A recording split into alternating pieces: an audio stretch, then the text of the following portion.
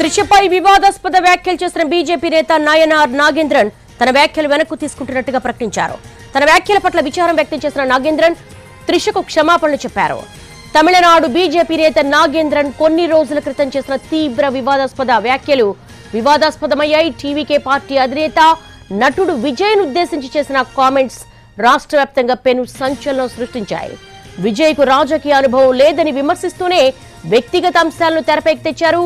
విజయ్ ముందుగా తన ఇల్లు వదిలి బయటకు రావాలి, ముఖ్యంగా నటి త్రిషతో ఉన్న రిలేషన్ నుంచి బయటపడితేనే ఆయనకు గ్రౌండ్ లెవెల్లో సమస్యలు అర్థమవుతాయంటూ సంచలన వ్యాఖ్యలు చేశారు. రాష్ట్రాన్ని పాలించడం కన్నా ముందుగా విజయ్ తన కుటుంబ బంధాలను సరిదిద్దుకోవాలని సూచించారు.